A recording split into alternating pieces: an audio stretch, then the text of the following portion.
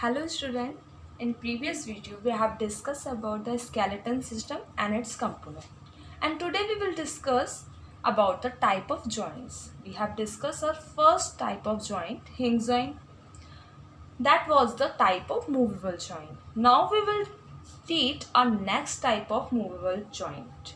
So that is ball and socket joint. What is ball and socket joint? Ball and socket joint are more flexible than hinge joint. The bones connected to a ball and socket joint can move in many directions. One of the bones in this joint has a structure similar to a hollow cup or a socket. The ball-shaped end of the other bone fit into this socket. Thus, it is called the ball and socket joint. The hip and the shoulder joint are example of such joint. Means जो ball and socket joint होते हैं are more flexible, ज़्यादा ही flexible होते हैं किसकी अपेक्षा, हमारे hinge joint की अपेक्षा. The bones connected to a ball and socket joint, जो bones होते हैं वो किससे connect होते हैं, ball and socket joint से. Can move in many direction, जो क्या कर सकते हैं, किसी भी direction में move कर सकते हैं, बहुत सारी डायरेक्शन में. One of the bones in this joint has a structure similar to a hollow cup, जिसमें से एक बोन का स्ट्रक्चर किस तरीके से होता है, हॉलो कप का होता है, मतलब कप जैसा होता है. और अ सॉकेट द, और जो दूसरा होता है वो सॉकेट की तरह होता है. The ball shaped end of the other bone fit into this socket, जो बॉल शेप होता है वो सॉकेट में ईजिली क्या हो जाता है, फिट हो जाता है. Thus it is called a ball and socket joint. इसलिए हम इसको बॉल एंड सॉकेट जॉइंट भी कहते हैं. एग्जाम्पल दिया हुआ है, the hip and shoulder joint are example of joints. जो हिप जॉइंट होता है और जो शोल्डर जॉइंट होते हैं उसका एग्जांपल, आप अपने शोल्डर को पूरी तरीके से एंटी क्लॉकवाइज हिला सकते हैं. आप अपने हाथ को पूरा हिला सकते हैं, पैर हिला सकते हैं आप अपने किसकी सहायता से, इस कूल्हे की हड्डी की सहायता से. सी डायग्राम शोल्डर जॉइंट का. तो शोल्डर जॉइंट में क्या देखिए, आपका ये जो शोल्डर जॉइंट है वो यहाँ पर ये जो होता है बॉल एंड सॉकेट की तरह है. यहाँ पे एक स्ट्रक्चर बॉल की तरह है और दूसरा स्ट्रक्चर सॉकेट की तरह है, जो क्या हो रहा है, एक दूसरे में ईजिली फिट हो जाता है, जिसकी सहायता से हम अपने हाथ को और अपने पैरों को ईजिली हिला पाते हैं. Next is pivot. Pivot. A pivot joint is another flexible joint. It is present between the first and second vertebrae of the spine below the skull. It helps us turn our head sideways. A pivot joint is also present between the bone of the forearms, the radius, and the ulna.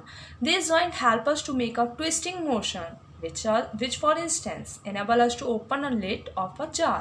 Means जो pivot joint होता है वो भी एक तरीके का flexible joint होता है, मतलब फ्लेक्सिबल होता है, इधर से उधर मूव ऑन कर सकता है. जो कहाँ होता है, इट इज़ प्रेजेंट, ये कहाँ पाया जाता है, बिटवीन, मतलब बीच में first and second vertebrae, first पहले और दूसरे वर्टिब्रे के बीच में स्पाइन में पाया जाता है, बिलो द स्कल, स्कल के नीचे. It help us turn our head side way. ये क्या करता है, हमारे सिर को इधर उधर घुमाने में हमारी सहायता करता है. A pivot joint is also present between the bone.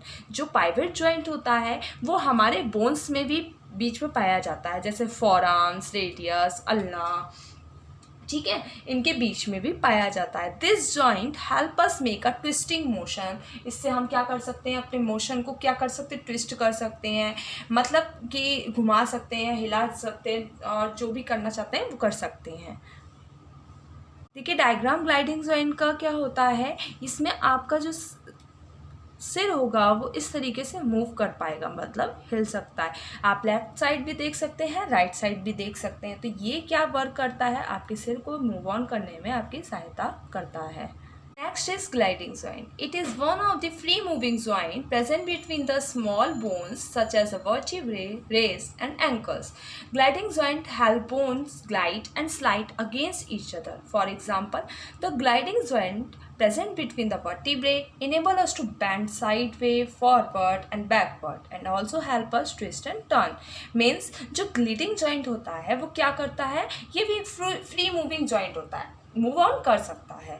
जो कहाँ पाया जाता है? Present between the small bones, कुछ छोटी छोटी हड्डियों के बीच में, जैसे वर्टिब्रे मतलब आपकी कलाई की हड्डी, आपकी कूहनी की हड्डी, एंकल्स में। Gliding joint help bone glide और साइड अगेंस्ट ईच अदर। ये क्या होता है? मतलब कि जैसे हड्डी से हड्डी रगड़ जाती है ना, तो इसमें भी आपकी सहायता कर सकता है। For example a gliding joint present between the vertebrae. जो ग्लाइडिंग जॉइंट होता है वो वर्टिब्रे में प्रेजेंट होता है। Enable us to bend side way, मतलब कि आपको मुड़ना है तो आप इसकी सहायता ले सकते हैं। फॉरवर्ड करने में, मुड़ने में, बैकवर्ड होने में आपकी सहायता करता है। ट्विस्ट होने में, टर्न होने में, मुड़ने में ये आपकी हेल्प करेगा। Now we will discuss second type of joint, that is immovable joint. अभी हमने फर्स्ट रीड किया था, मूवेबल जॉइंट के बारे में पढ़ा था। अब हम सेकंड पढ़ेंगे। Unlike movable joint, immovable joints allow little or no movement. An example is a group of immovable joints that hold the cranial bone together and those present in the teeth and their socket. Means ये क्या होता है? Movable joint की तरह तो नहीं होता, लेकिन होता मतलब मूवेबल जॉइंट्स की अपेक्षा मतलब मूवेबल जॉइंट तो पूरी तरीके से ट्विस्ट हो जाता है, टर्न हो जाता है, लेकिन जो इमूवेबल जॉइंट होता है वो बहुत ही कम मात्रा में आपका हिल सकता है। जैसे कि an example is a group of immovable joint that hold the cranial bones. ये सिर्फ हमारे क्रेनियल बोन्स को आपस में जोड़ के रखता है। And those present in the teeth and their socket, और उसके सॉकेट को बांध के रखता है। मतलब ये मूव तो नहीं कर सकता ज़्यादा मूवेबल की अपेक्षा। Next topic is taking care of for joints. हम अपने जॉइंट्स की किस तरीके से टेक केयर कर सकते हैं? First is the best way to take care of a joint is to perform exercise. Second, we should keep our body weight in check through regular exercise. Third is do some stretching exercises while studying watching on a computer. Means जो पहला है आपका best way क्या है? आपको हमेशा अपने मतलब एक्सरसाइज करते रहना चाहिए, जिससे कि आपकी जॉइंट्स क्या रहे, पूरी तरीके से वर्क करते रहें। Second, we should keep our body weight in check through regular exercise. आपको रेगुलर एक्सरसाइज करनी चाहिए, जिससे आपका बॉडी वेट क्या रहे, बिल्कुल ना तो ज़्यादा हो और ना ही कम हो, और चेक भी करते रहना चाहिए कहीं आप मोटे या फिर कोई ज़्यादा पतले तो नहीं है। Third is do some stretching exercise. कुछ स्ट्रेचिंग अपने खिंचने जैसी एक्सरसाइजेस करनी चाहिए। जैसे आप बहुत लंबे समय तक अगर पढ़ाई कर रहे हैं, टीवी देख रहे हैं कंप्यूटर पर, तो आपको थोड़ा सा बीच बीच में रेस्ट ले लेना चाहिए।